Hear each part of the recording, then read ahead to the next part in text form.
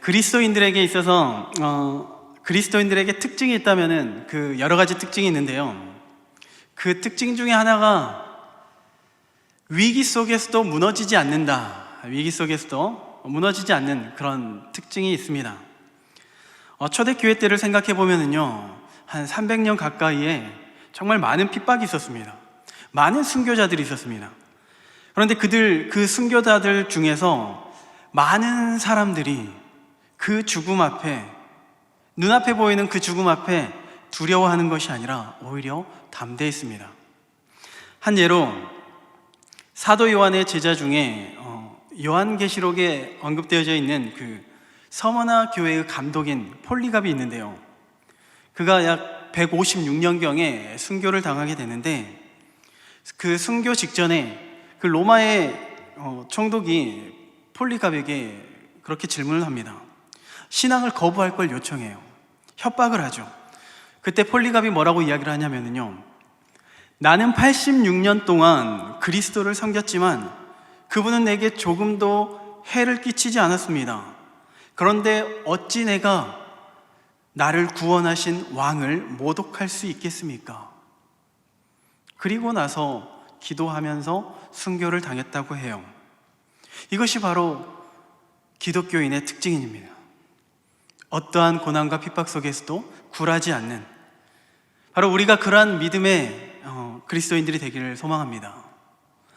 그런가 하면은요, 이와는 조금 다른 분위기인데요, 의인이 받는 그 고난과 달리 또 믿음이 연약하기 때문에, 또 죄인이다 보니까 어쩔 수 없이 또 스스로 힘들게 하는 경우가 있는데, 야고보서 1장 14절을 보면은 오직 각 사람이 시험을 받는 것은 자기 욕심에 이끌리어 미혹을 받는다고 하잖아요. 결국 인간은 스스로의 죄로 인하여서 고난과 그 역경의 시간들이 있는데, 문제는 이 고난과 이 시험들이 우리가 천국 가는 그 순간까지 계속해서 그 씨름이, 죄와 씨름이 있는 것이죠. 그 씨름 때문에 많이 상처를 받고 또 낙심도 하고 눈물도 흘리게 됩니다. 그런데 그럼에도 불구하고 앞서 이야기했던 그 그리스도인의 특징이 고스란히 나타나는데요, 마치 지금 당장은 힘들고 어렵고 그 크고 작은 문제들 때문에 막 신앙이 흔들리고 넘어질 것처럼 보이지만은요, 결국에는 승리한다는 거예요. 물론 앞에서 이야기했던 그 폴리갑과 같은 그런 믿음의 사람들과는 사뭇 대조되죠. 그럼에도 불구하고 결국에는 승리한다는 점이 같습니다. 그 승리의 근거가 그 어떤 그 사람의 됨됨이에, 어떤 그 사람의 능력에 있는 것이 아니라 하나님께 달려있기 때문에 그렇습니다. 세례 교육을 하다 보면은 중요한 질문을 하는데요, 구원의 확신에 대해서 점검을 합니다. 대부분이 이제 세례 교육을 받고 또 입교를 하는 사람들은 적어도 그때 당시에는, 초신자이긴 해도 그때 당시에는 말씀 공부도 하고 또 기본적으로 주일 성수도 잘 하고 있기 때문에, 당신은 오늘 죽으면 천국에 갈 수 있나요? 질문을 던지면요, 한 8, 90, 열에 한 8, 9은 천국에 갈 수 있다고 이야기를 해요. 또 분위기 봐서 옆 사람이 갈 수 있다고 하면 나도 갈 수 있다고 하고, 그렇게 대답을 하는데, 거기서 질문을 살짝 바꿉니다. 살짝 틀어요. 그리고 조금 다른 상황을 대입하는데, 한번 제가 드리는 질문에 스스로 한번 답해 보시기 바랍니다. 자, 이제 여러분들은 이제 세례를 앞두고 있는, 세례 교육을 받고 있는 그러한 사람이에요. 자, 내일 주일입니다. 내일 주일이고 내일 여러분은 세례를 받을 겁니다. 그런데 만약에 갑자기 일이 생겨가지고 주일도 지키지 못하고 세례를 받지 못했습니다. 그리고 갑자기 사고로 인하여서 죽음을 맞이했습니다. 자, 그러면 여러분은 천국에 갈 수 있나요? 우리는 답을 알고 있습니다. 천국에 갈 수 있어요. 또 질문을 던져요. 나이가 들어서 교회 출석을 못해요. 교회 봉사도 못해요. 그러던 중에 사고로 또 이 세상을 떠나게 됩니다. 여러분은 천국에 갈 수 있나요? 갈 수 있습니다. 우리는 갈 수 있다고 대답해요. 담대하게 말할 수 있어요. 그런데 그 막 세례 교육을 받고 있는 그 초신자라면요, 이렇게 질문을 틀어버리면요, 많은 사람들이 한 번쯤 고민해요. 그리고 좀 힘들겠는데? 그렇게 대답을 하세요. 왜 그런 대답을 하냐면요, 그 구원이 나의 행위와 연결된다고 생각하기 때문에 그렇습니다. 구원도 그렇고 하나님께 받는 그 은혜, 우리의 기도 응답도 그렇게 생각해요. 나의 어떤 노력, 어떤 경건의 능력, 그 정도에 따라서 하나님께서 내게 주신다고 생각하는 거예요. 실상은 우리의 능력과 우리의 어떤 됨됨이에 아무런 상관도 없죠. 오직 하나님의 은혜로 우리가 믿기만 하면, 예수 그리스도를 믿기만 하면 값없이 주시는 것이 바로 그 은혜입니다. 그렇기 때문에 그 폴리갑처럼 평생을 주를 위해 살아왔던 사람이나, 아니면은 의심이 많고 소위 우리가 날라리 같은 신앙이라고 하잖아요.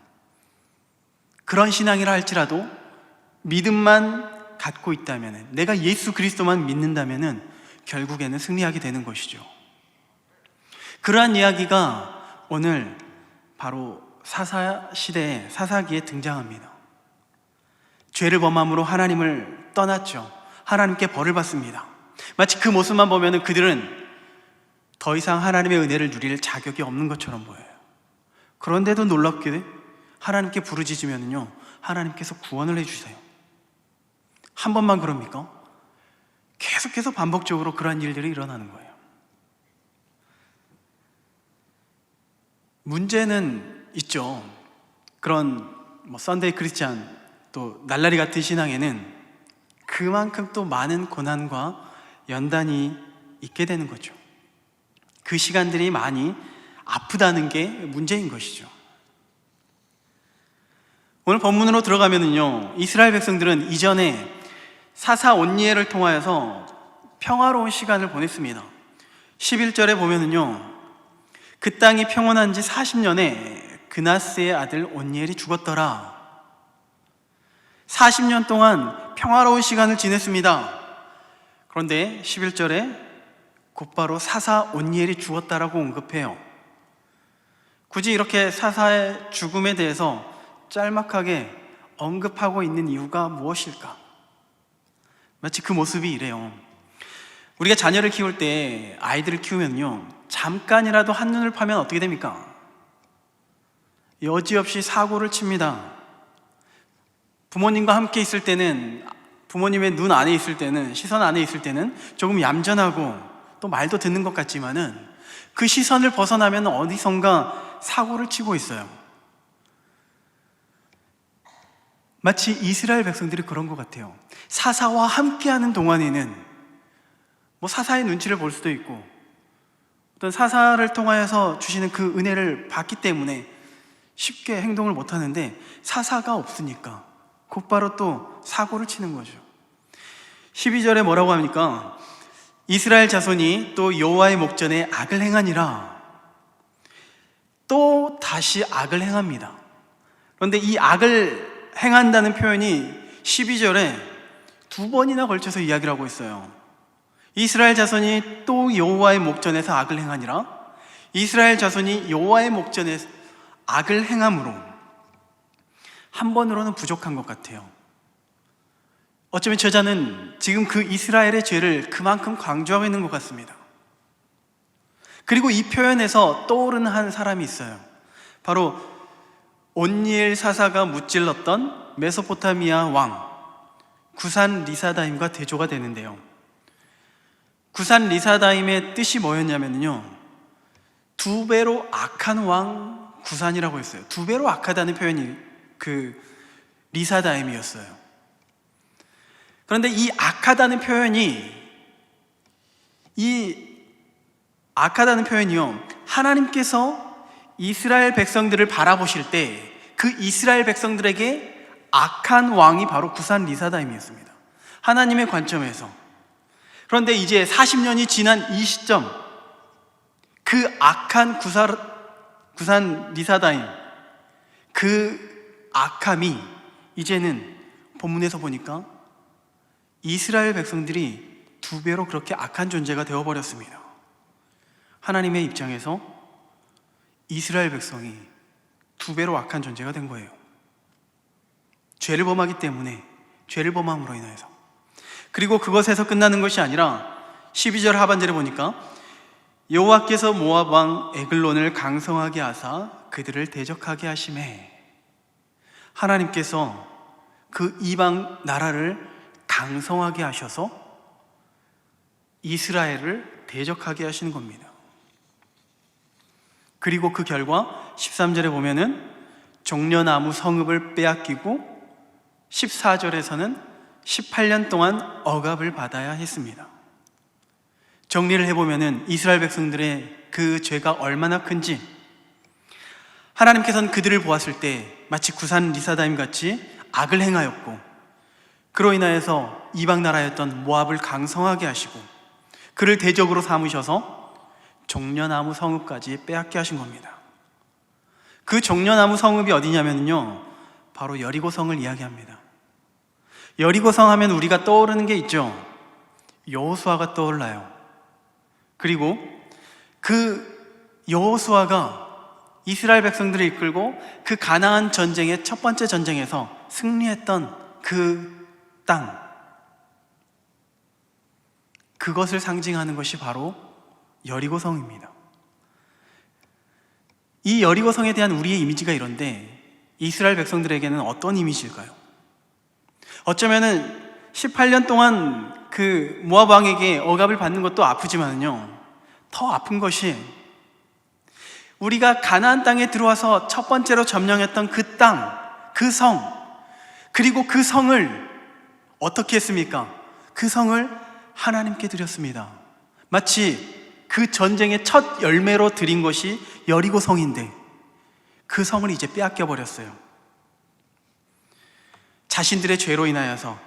이걸 어떤 의미로 살펴보면은 하나님께서 이스라엘 백성들이 드린 그 첫 열매를 거부하신 거다라고 말할 수도 있을 것 같아요. 하나님께서 그만큼 그 죄에 대해서 경멸하고 계신다는 겁니다. 실제로 하나님께서는요, 그 이스라엘 백성들의 사랑하고 그들을 너무나도 아끼지만은 그들이 죄를 지을 때마다 결코 간과하지 않으셨습니다. 출애굽 때요, 황금 송아지를 만들어서 이스라엘 백성들이 그 송아지를 섬길 때, 그렇게 죄를 범할 때 하나님께서 진노하십니다. 그리고 그 모세에게 뭐라고 이야기하시냐면요, 출애굽기 32장 10절에 내가 그들에게 진노하여 그들을 진멸하고 내가 이스라엘 백성들을 진멸하겠다. 그리고 내가 너로 새 나라로, 너로 큰 나라로 세우겠다. 새롭게 시작하겠다. 이스라엘 백성들을 진멸하시려고 계획하셨어요. 그 죄로 인하여서. 또 한 번은 이제 가나안 땅을 목전에 두는 그 시딤에 도착했거든요.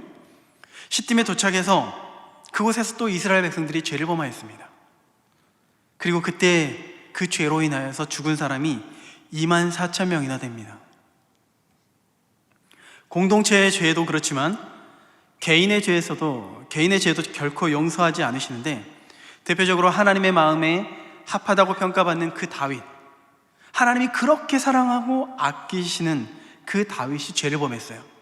밧세바를 간음했을 때 그에게 어떤 형벌이 있었냐면은 사무엘하 12장 10절 하반절에 보면은 칼이 내 집에서 영원토록 떠나지 아니하리라. 11절에 여호와께서도 이와 같이 이르시기를 보라, 내가 너와 내 집에 재앙을 일으키고 내가 내 눈앞에서 내 아내를 빼앗아 내 이웃들에게 주리니 그 사람들이 내 아내들과 더불어 백주에 동침하리라. 12절에 너는 은밀히 행하였으나 나는 온 이스라엘 앞에서 백주의 이 일을 행하리라. 그리고 14절입니다. 14절 이 일로 말미암아 여호와의 원수가 크게 비방할 거리를 얻게 하셨으니 당신이 낳은 아이가 반드시 죽으리라.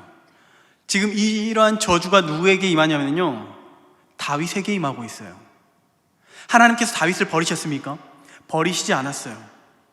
그 죄로 인하여서 다윗을 버리신 것이 아니라 그 죄에 대한 형벌로 이러한 어마어마한 심판이 있게 된 것입니다. 하나님은 하나님의 백성을 너무나도 사랑하세요. 우리를 너무나도 사랑하세요.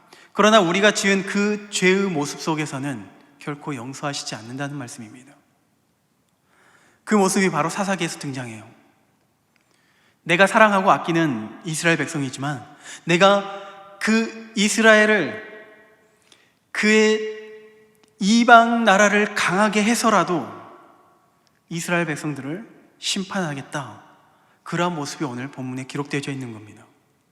그리고 그 심판을 통해서 겸손하게 하시고 또 마음이 낮아지게 하시고 결국에는 다시 하나님의 품에 떠났던 그 이스라엘 백성들이 하나님의 품 안에 돌아올 수 있도록, 그 생명의 근원 되시는 하나님께로 나아올 수 있도록 하나님께서 은혜를 베푸시는 겁니다. 이스라엘 백성들은 그 고통 속에서 결국에 하나님만이 우리의 문제를, 우리의 아픔을 해결해 주실 수 있는 분이다라는 것을 깨닫게 되는 거죠. 그리고 다시 하나님께 부르짖습니다. 마치 그 모습을 바라보면요, 하나님께 죄를 짓고 부르짖는 그 모습, 인간적으로 보면 참 뻔뻔하다고 생각해요. 낯짝도 참 두껍다, 이렇게 표현할 수가 있어요. 아니, 하나님이 싫다고 떠날 때는 언제고, 우상이 좋아서 떠날 때는 언제고, 일이 터지고 급한 일이 생기니까, 문제가 생기니까 하나님을 찾는 게 너무나도 정말 양심도 없어 보이죠. 우리의 생각에는 정말 뻔뻔하게 느껴져요. 만약 그런 일이 저에게 있다면은 쳐다보지도 않을 것 같은데요, 하나님은 그렇게 생각하시지 않아요. 이스라엘 백성의 그 믿음이 최악인 것 같고 저주받아 마땅한 것처럼 보이지만은 하나님께서는 죄에 대한 책망은 하시지만 그렇다고 그들이 부르짖을 때 외면하시지 않으세요.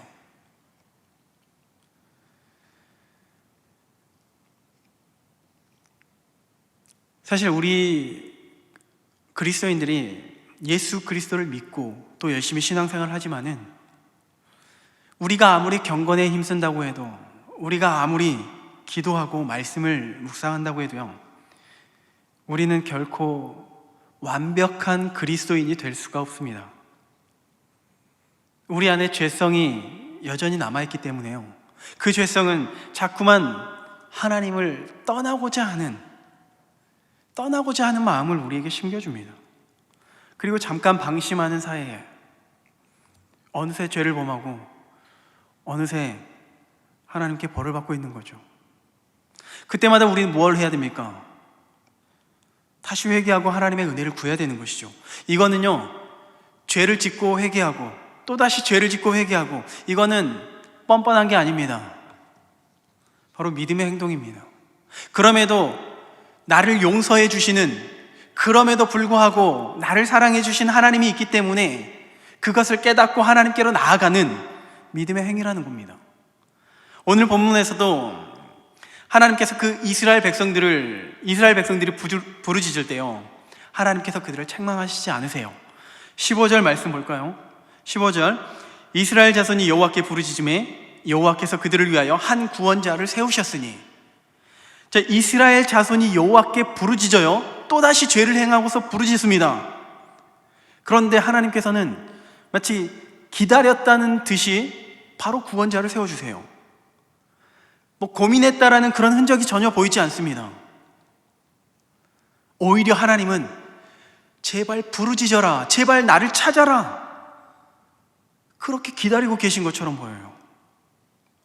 오늘 우리 안에 하나님께 죄를 범하는, 또 그런 실수를 저지르고 또 잠깐 망설여지는 그러한 마음이 있다면요, 난 참 뻔뻔해, 이렇게 생각하지 마시고요, 그럼에도 불구하고 나를 사랑하시는, 나를 용서하시는 하나님이 계시구나, 그 사실을 기억하면서 다시 하나님께로 나아가야 하는 겁니다.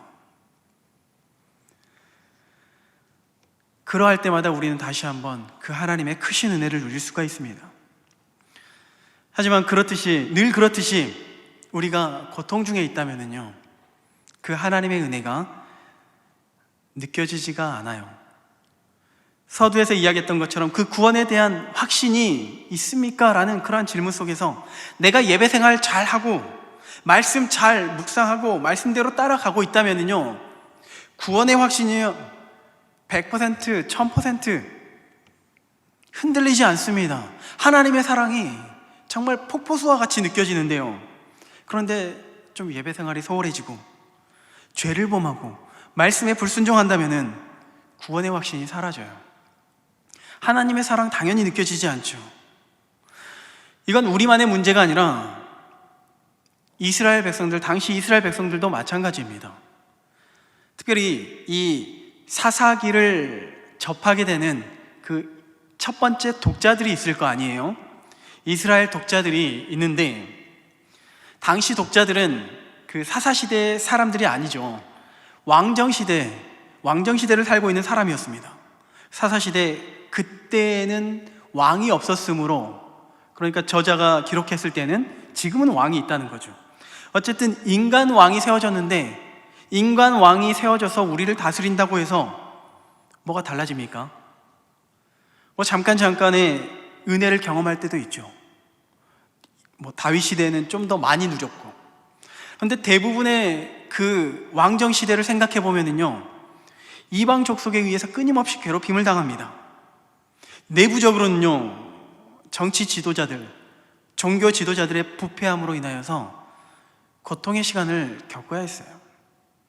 그리고 그 고통의 시간, 그 고통의 원인을 다른 외부적인 요인에서 찾을 필요도 없죠. 우리가 죄인이기 때문에요. 내가 죄인이기 때문에 결국에는 또다시 어려운 문제에 봉착하게 되는 것입니다. 그러한 이스라엘 백성들에게 하나님께서 오늘 주시는 메시지가 바로 이 에웃의 메시지라고 말할 수 있어요. 이 에웃의 메시지를 통하여서 그럼에도 불구하고 하나님께서 너희를 사랑하신다, 우리를 사랑하신다. 자, 에웃의 가장 큰 특징이 뭐냐면은 뭐니 해도 그가 왼손잡이라는 거죠. 왼손잡이 에웃이라고 우리가 이야기를 하는데, 오늘날에는 그 왼손잡이가 됐건 오른손잡이가 됐건 아무런 장애가 되지는 않는데, 그 왼손잡이라는 그 표현이, 그 히브리적인 표현이 뭐냐면은 오른손을 쓰지 못하는 자라는 의미입니다. 오른손을 쓰지 못한다는 의미가 뭡니까? 오른손에 장애가 있든지 아니면은 다른 문제가 있는 것이죠. 그런데 하나님께서 그를 사용하세요. 당시 사람들이 생각했을 때는 정말 무시할 만하고 어떤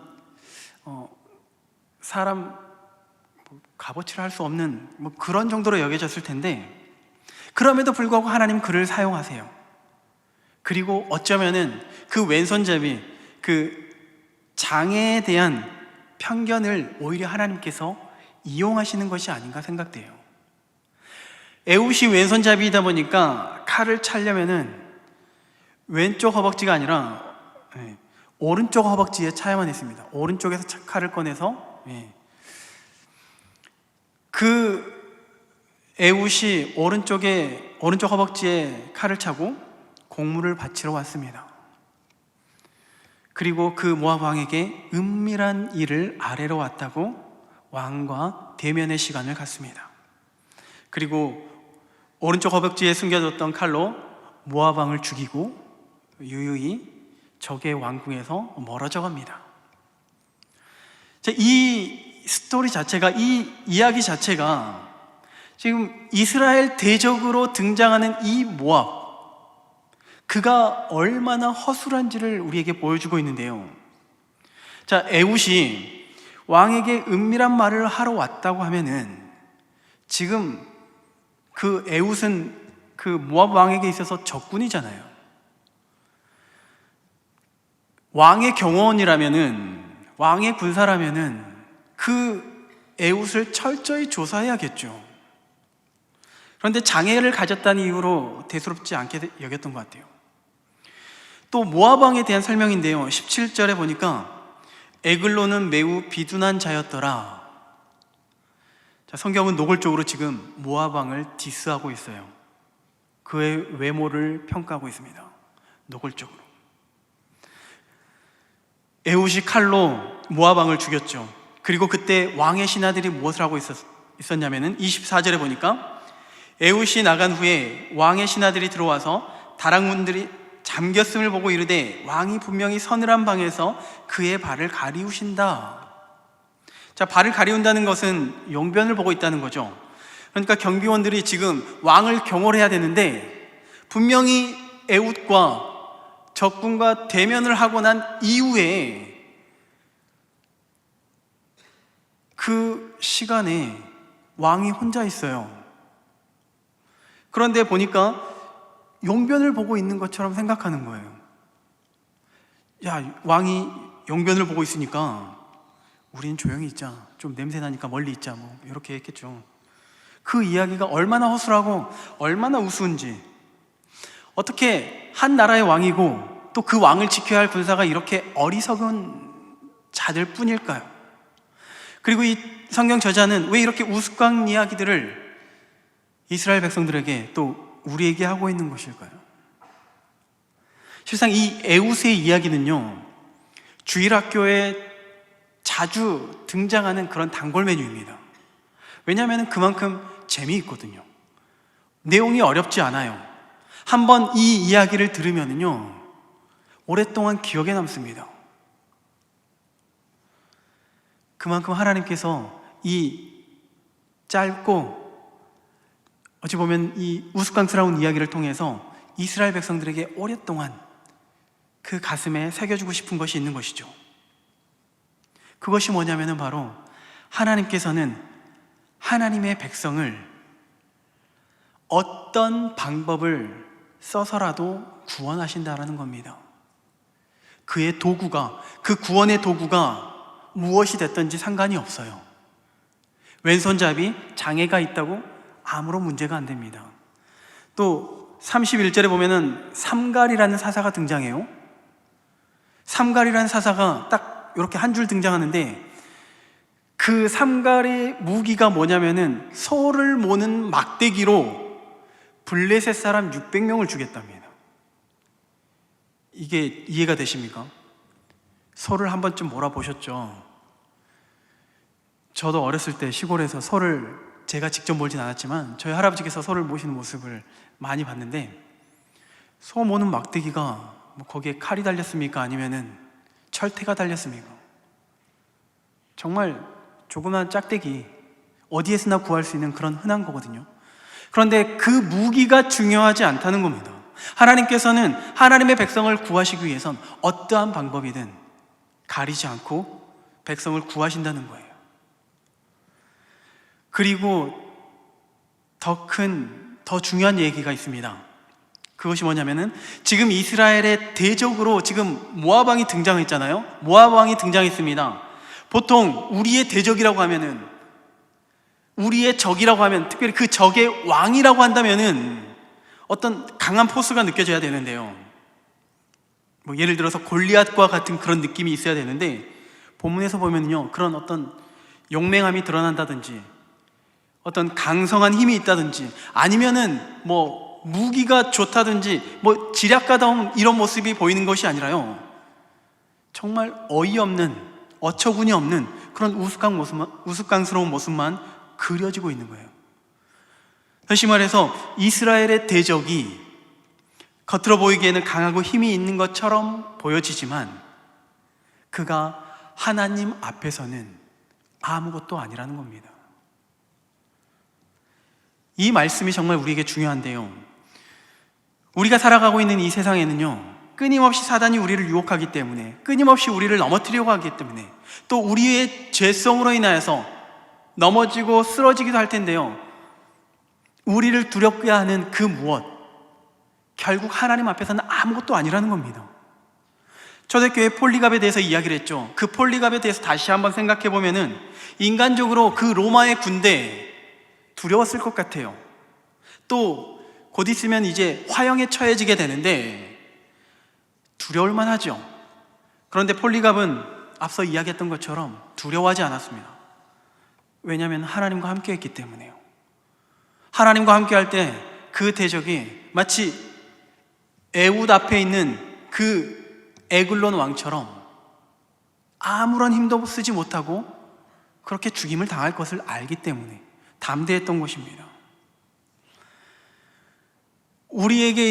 우리가 처한 그 상황도 마찬가지입니다. 우리가 당하는 이 고난의 시간들, 물론 현재의 그 고난과 어려움이 있습니다. 그러나 그럼에도 불구하고 우리가 하나님께 나아가고 하나님께 부르짖고 나아가게 된다면은 우리 역시 에웃이 승리했던 것처럼, 이스라엘이 승리했던 것처럼 하나님께서 우리를 승리케 하신다라는 것을 보여주고 있는 장면입니다. 특별히 25절 말씀에 보면은요, 한글 성경에는 표현되지 않는 부분이 있는데요, 25절 말씀 한번 읽어보겠습니다. 25절, 그들이 오래 기다려도 왕이 다락문들을 열지 아니하는지라 열쇠를 가지고 열어본즉 그들의 군주가 이미 땅에 엎드려져 죽었더라. 자, 이 말씀이 숨겨져 있는 단어가 있습니다. 히브리 단어가 있고 또 킹 제임스 버전에는, 그 영어 성경에는 behold라는 단어가 숨겨져 있습니다.